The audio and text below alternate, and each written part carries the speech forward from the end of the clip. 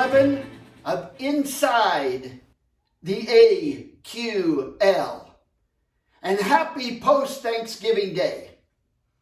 We have so much to be thankful for.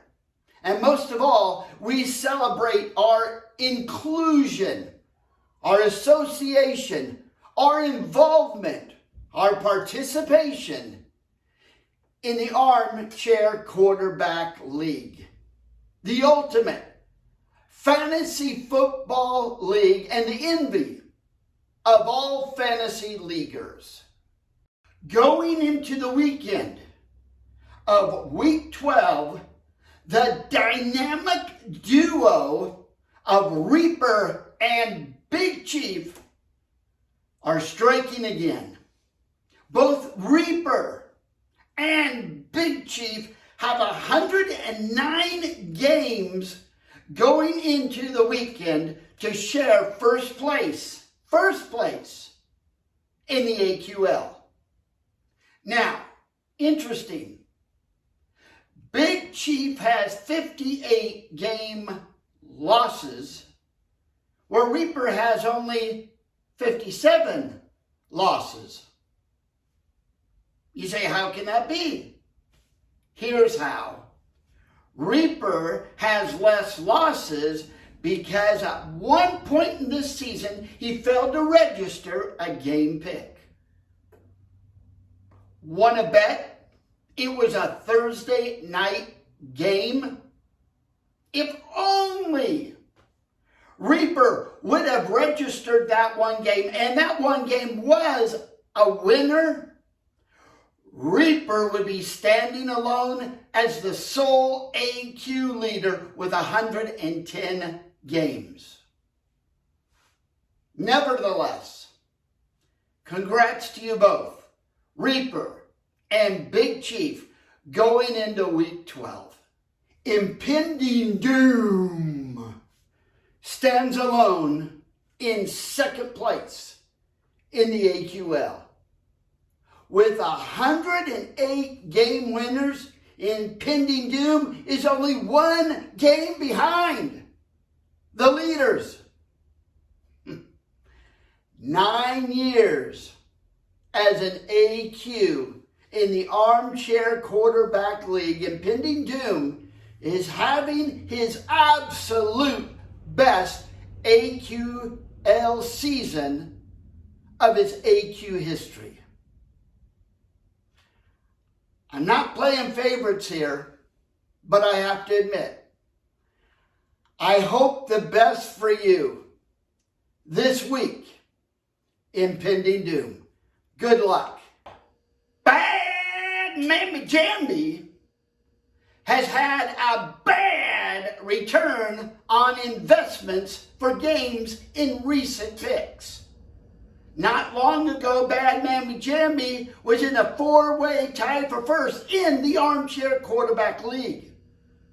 But 1 week and a Thanksgiving Day later, Bad Mammy Jamby finds himself in third place with 107 game winners. Now, no need to panic. He is only 2 games out of being in first place. So Bad Mammy Jamby is still definitely in the hunt. But I really believe Bad Mammy Jamby needs to find a new game investment advisor.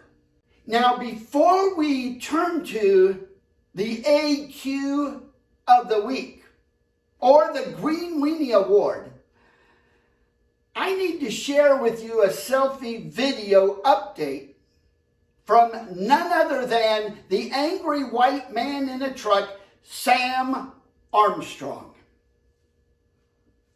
It's really short, but full of,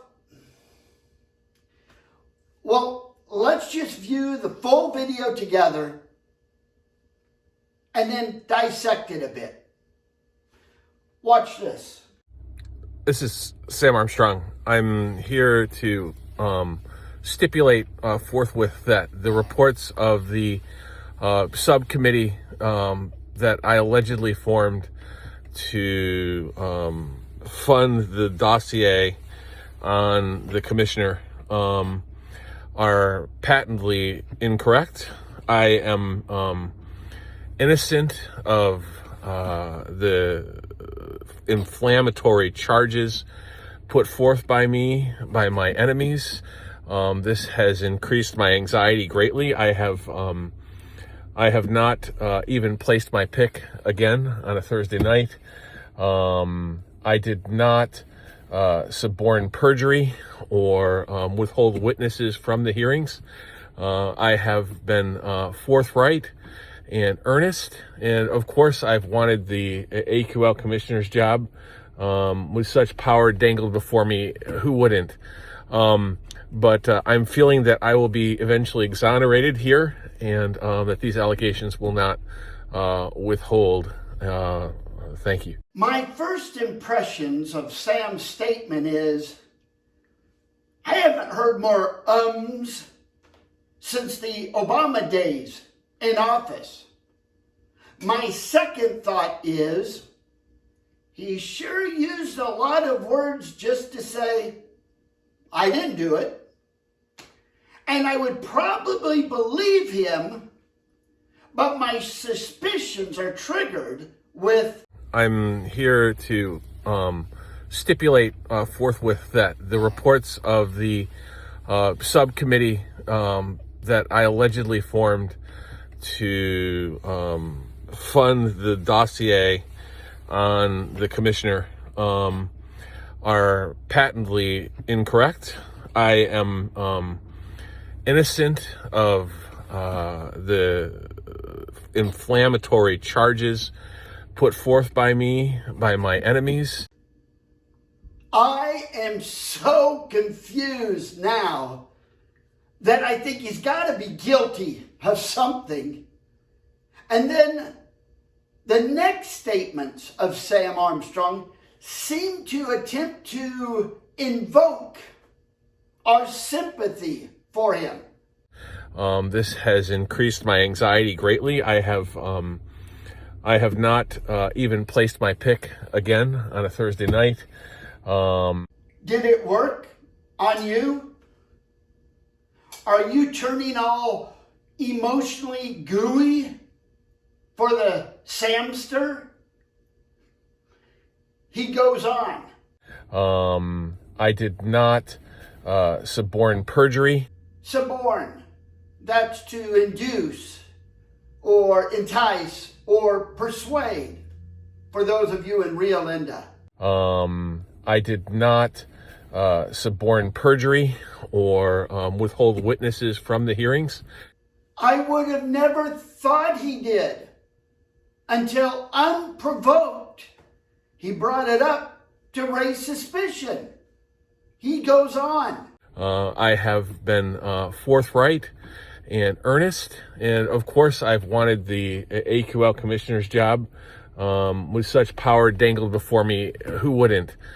Finally, because he just can't help himself from talking so much, so that he can hear himself talk and secretly wants people to know just how superior he is. Sam Armstrong confesses what the whole whistleblower and damning information is all about. He's fantasizing that these made-up accusations will lead to my removal from the AQL and his appointment as the new Armchair Quarterback League commissioner. And then Sam continues. But I'm feeling that I will be eventually exonerated here, and that these allegations will not withhold. Thank you. I'm at a loss for words. Sam Armstrong is either guilty or a sociopath. Probably both. I'm only left with one response, and that is, let's move on to the AQL player of week 11. Remarkably, surprisingly, the AQL player of week 11 for the second week in a row is none other than the Hawkster.